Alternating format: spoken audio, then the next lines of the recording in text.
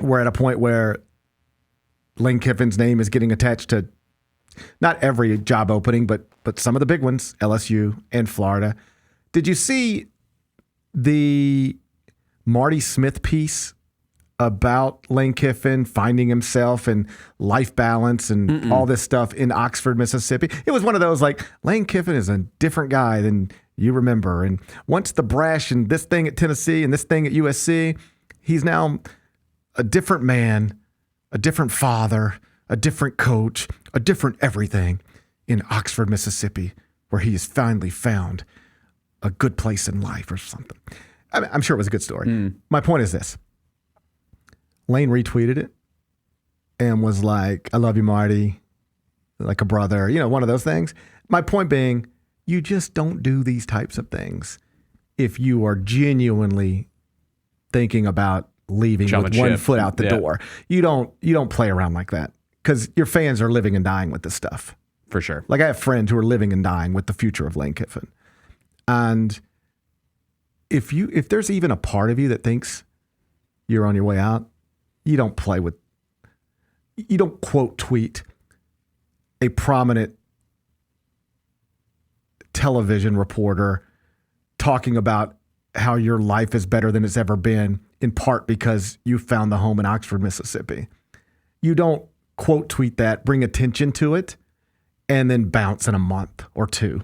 I don't think. Obviously, things can change, but most indications right now is that he's going to use all of these big job openings and his superpower agent to create as much leverage as he could possibly create to get the best deal he can possibly get in every way you can shape a deal at the University of Mississippi, and then he'll just stay there.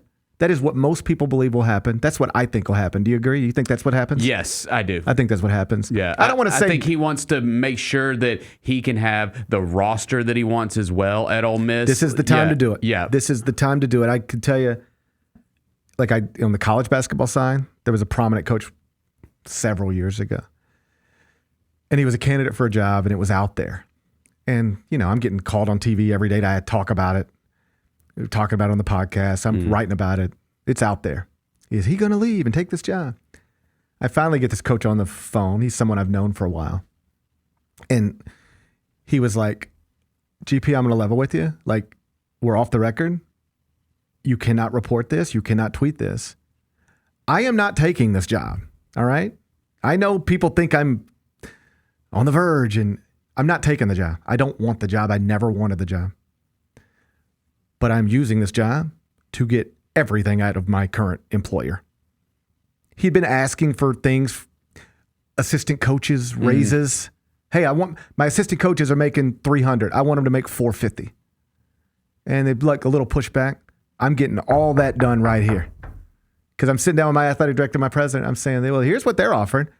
This new school over here, I told them my assistant coaches pool needs to be $1.5 million so that I can give 3 assistant coaches $500 each. And they said, okay. So what are you going to do? Because that's what they told me they'll do. This coach told me, I'm using this job to get everything I want from my current employer that they've been fighting me on. And once I get it in writing, then I'll text you and you can tweet that I'm decided to stay where I'm at. But that's what's happening right now. I have no interest in leaving. But I have all the interest in making my current job the best job it could possibly be and taking care of the people around me. Often it's that stuff. It's like, I'd like to make $13 million instead of $9 million.